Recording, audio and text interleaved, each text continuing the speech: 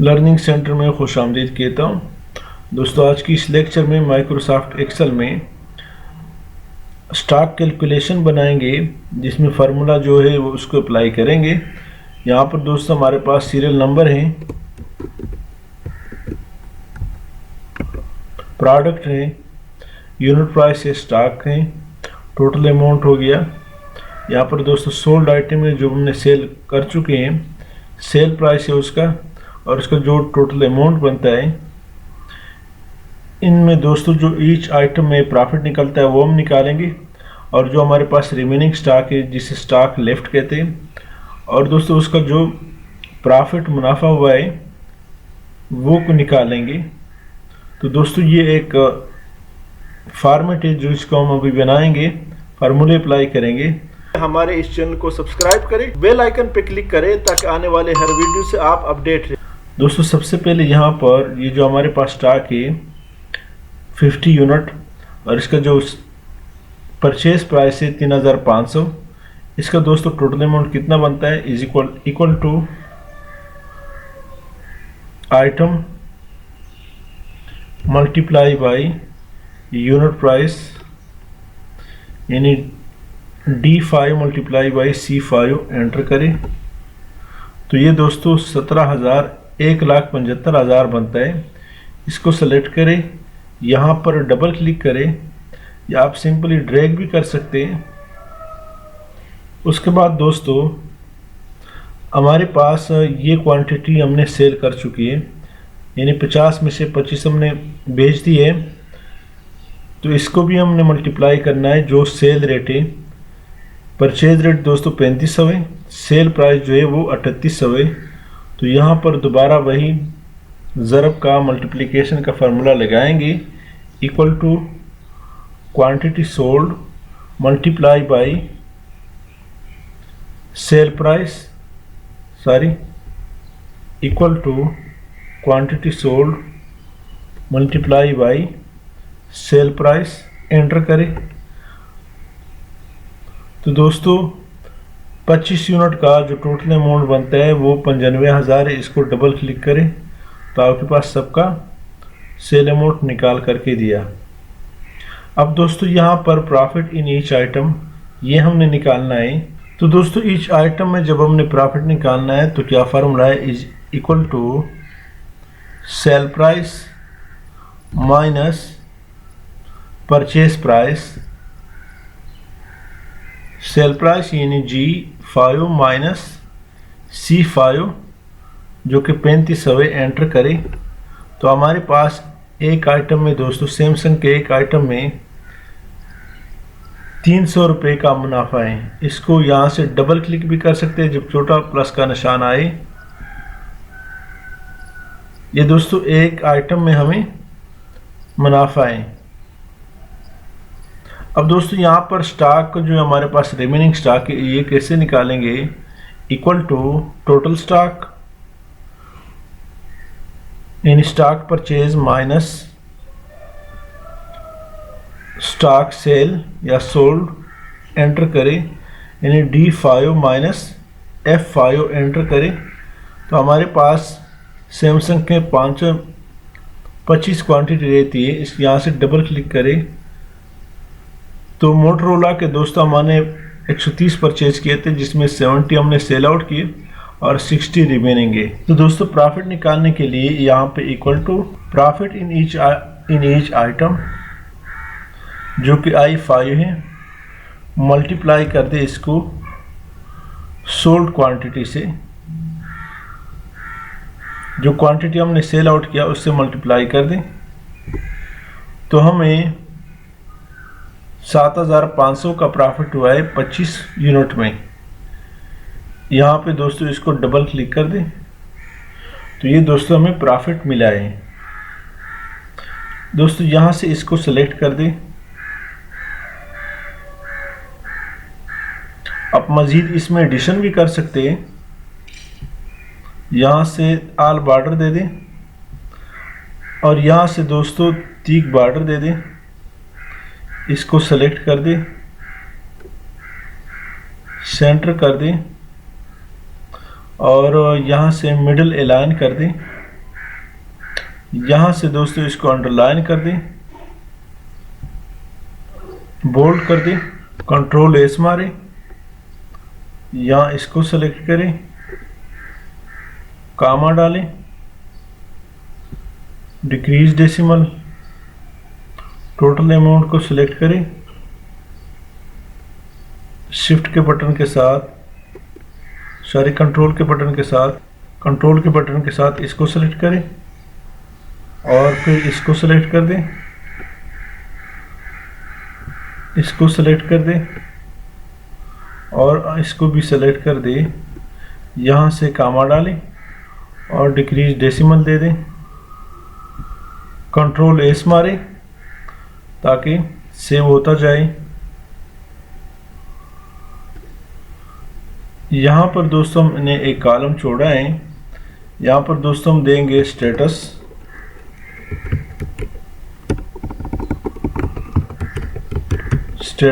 इसको सेलेक्ट करें, यहाँ से ऑल बॉर्डर कर दें, सेलेक्ट ऑल बॉर्डर और थिक बॉर्डर, हेडिंग को सेलेक्ट कर दें,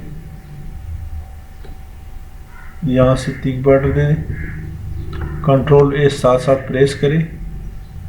अब दोस्तों यहाँ पर यह हमारे पास रिमेनिंग स्टॉक है जो कि स्टॉक लेफ्ट जिसे कहते हैं। यहाँ पर दोस्तों इसका स्टेटस देंगे कि किस पॉइंट पे हमने रीऑर्डर देना है। तो दोस्तों स्टेटस में हमने एक स्टेटस बनाना है कि जिसमें हमने लिखना है कि अगर फर्ज करें 20 से हमारा क्वांटिटी कम हो तो उसका लिए रीऑर्डर देंगे, अदरवाइज स्टेटस में स्टॉक अवेलेबल देंगे।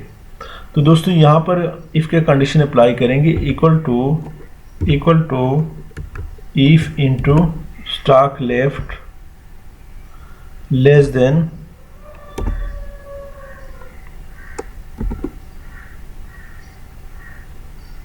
ट्वेंटी या 15 कर दे, जो भी वो आपने देना है, कामा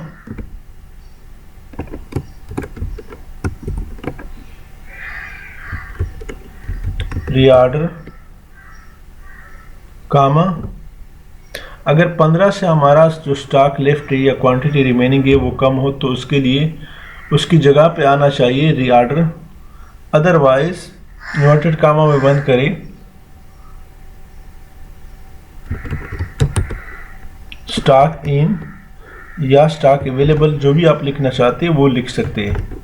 क्या फार्मूला है दोस्तों, equal to if into stock left less than 15, तो क्या होगा, रीऑर्डर होगा। रीऑर्डर को दोस्तों इन्वर्टेड कामा में बंद करें, अगर ये न हो तो कामा तो स्टॉक इन आना चाहिए, अगर 15 से ज़्यादा हो तो स्टॉक इन आना चाहिए। यहाँ स्टेटस बार में लेकर क्लोज करते और एंटर करें। थोड़ा सा इसका फ़ॉन्ट साइज हम कम करते हैं, इसको दोस्तों सेलेक्ट करेंगे। अब दोस्तों ये 15 से ज़्यादा है, इस वजह से स्टॉक इन आ रहा है। डबल क्लिक करें तो यहाँ पर दोस्तों हमारे पास रीऑर्डर आ रहा है क्योंकि ये 15 से कम है। अब अगर दोस्तों मैं चाहूँ कि इसको 15 की बजाय रीऑर्डर को 20 कर दो, यानी 20 के ऊपर से कम हो तो रीऑर्डर आना चाहिए, एंटर करें तो इसको डबल क्लिक कर दें तो यहाँ पर दोस्तों दो जगह पे रीऑर्डर आ रहा है, एक 13 और एक 19 में। कंट्रोल एस प्रेस करें।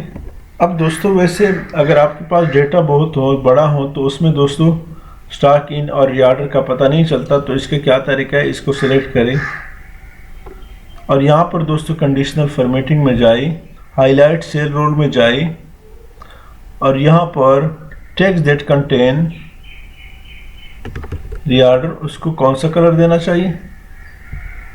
रीऑर्डर वाले को दोस्तों कस्टम में जाए, कस्टम फॉर्मेट में जाए और यहाँ पर दोस्तों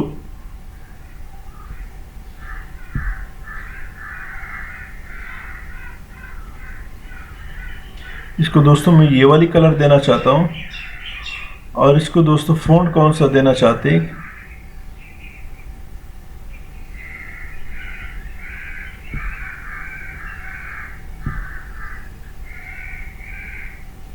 फ़ॉन्ट दोस्तों मैं वाइट देना चाहता हूँ, ओके कर दें और यहाँ से भी दोस्तों ओके कर दें। दोबारा सेलेक्ट करें। अब दोस्तों स्टॉक इनके लिए हम कौन सा कलर देना चाहते हैं, कंडीशनल फॉर्मेटिंग में जाए, हाईलाइट सेल रोल में जाए, text that contain stock in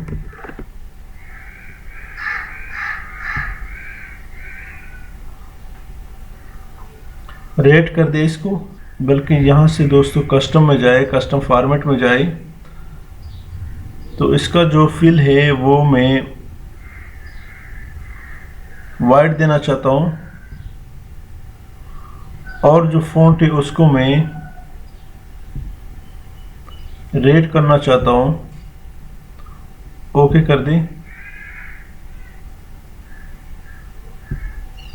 दोबारा कस्टम में जाए, बैकग्राउंड कलर दोस्तों कौन सा दे दें, बैकग्राउंड दोस्तों ये वाली दे दें और जो फॉन्ट कलर है वो ब्लैक कर दें, सॉरी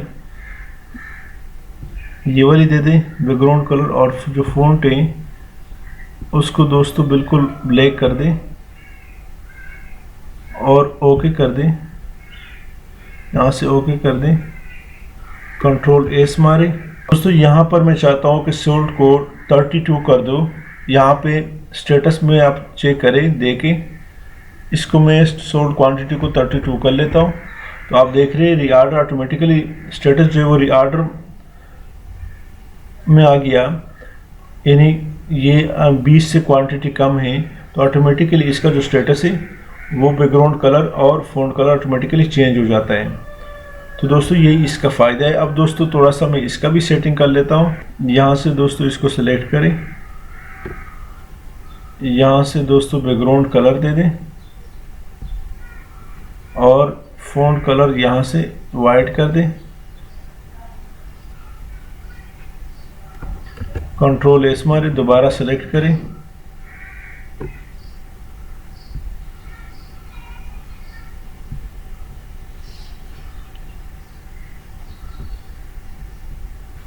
कंट्रोल एस मारे,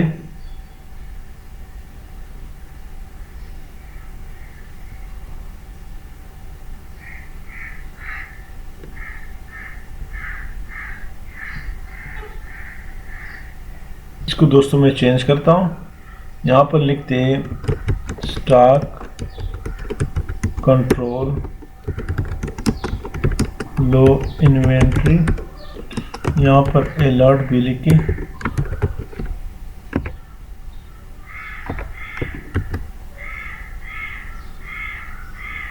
कंट्रोल एस मारे। तो दोस्तों ये हमने एक खूबसूरत किस्म का फॉर्मेट आपको बना के दिया। इसमें आपको जो भी कमी महसूस हो रही है या जो भी ये चीज़ का समझ नहीं आया है वो हमें कमेंट्स में ज़रूर बताएं। तो दोस्तों इसी के साथ मैं आपसे इजाज़त चाहता हूँ। हमारे इस चैनल लर्निंग सेंटर को सब्सक्राइब करें, बेल आइकन पर क्लिक करें, लाइक करें और कमेंट ज़रूर पेश करें। Thank you so much.